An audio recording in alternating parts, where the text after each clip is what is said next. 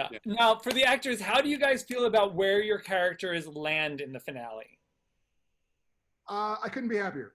Without getting into detail, I've cared about this storyline. It came to my whatever house in Los Angeles, probably January 2005, among a dozen pilot scripts. So I've kind of known about this project and cared about it since then, and I've especially cared about it since being cast in February of '05 and filming with Ackles. And so it's been a big part of my life, and I'd be lying if I tried to posit that I hadn't thought many times about how I want this to end up, where I want Sam and Dean. I've even kind of said in interviews, like, I think it should be like this. I think it should be like that. I think this and that. And I guess I could have seen it ending a slew of different ways, but now that it's all said and done and we've called That's a Wrap on our final day, I couldn't be more pleased with the way it turned out. Kudos to the writers. Yeah, I think it's a fantastic way for this show to wrap up.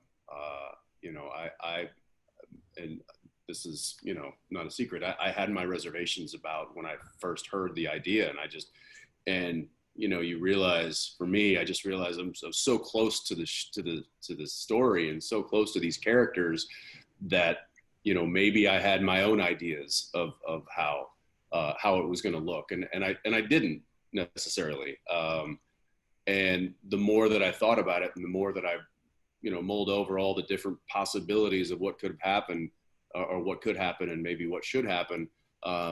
It's interesting to think that I kept coming back to what ended up happening. So I reached out to Eric Kripke and asked him for a little bit, just if he had anything to say, and he sent a message that read in part, when I sat you guys down on episode 2 and said that this story starts and ends with you, and even more than that, you two have to be the leaders of all of Supernatural. It says, not only did you rise to that challenge, you have exceeded it in every way. Not only did you give amazing performances as Sam and Dean, you are even better people. The good that has come out of Supernatural is the thing I am most proud of. I know that the Supernatural family will always be there, so I know this isn't goodbye. So I want to talk about now the show's fandom, the family, the Supernatural family that has been with you guys since the beginning, as has Robert. Robert, you have watched this Supernatural family grow and change, and watched the guys turn their platform into a force for good.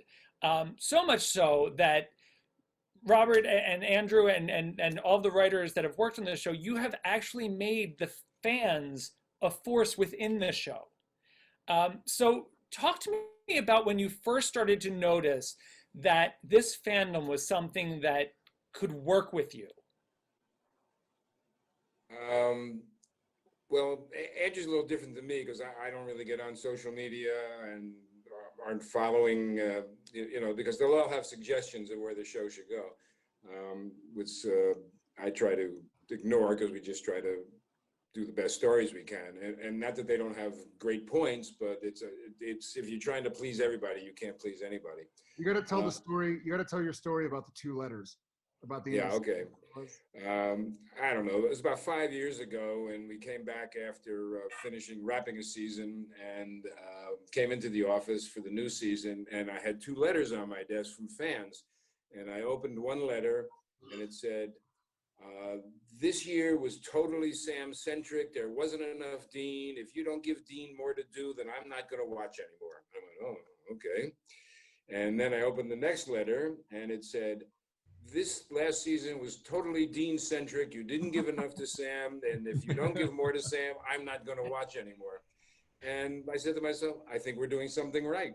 So, because he also said, I think, why are Jensen and Jared sending me letters? That's what I was thinking. I was assuming these were from them.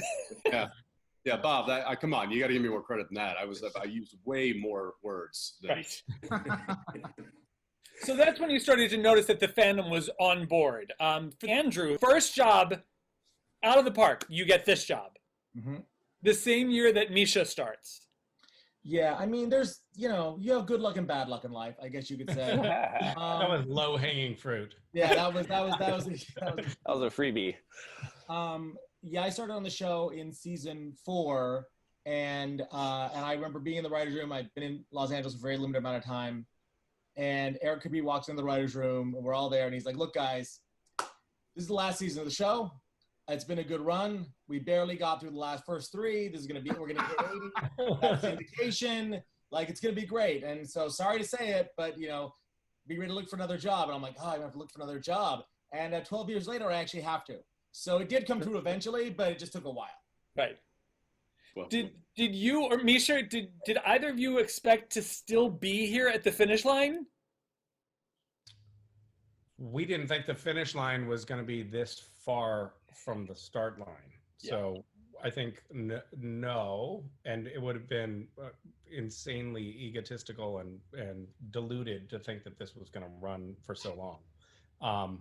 But I remember thinking, like, well, we were at the 100th episode party, and it was like, oh my God, we made it to 100 episodes. And then someone joked, like, we'll see you at the 200th episode party. And everyone was like, oh, come on. That's a stupid joke. 200th episode party. Peter Roth is like, we'll see you at the 300th episode party. We were like, no, we won't, because nothing lasts that long.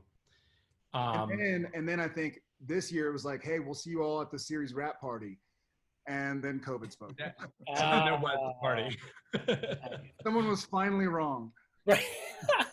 Alexander, when you joined the show, like you said, 20% of the show, but you've added so much more to the series, and you've brought so much, especially this last season. You have been killing it. It has been such a delight to watch this character. I want that to be a spinoff. I want him to go be on Lucifer. I think it would be phenomenal.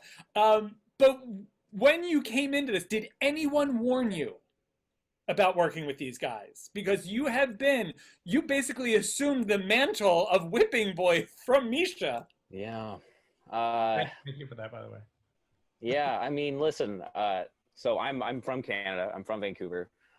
These guys have an amazing reputation throughout the city with all these other actors.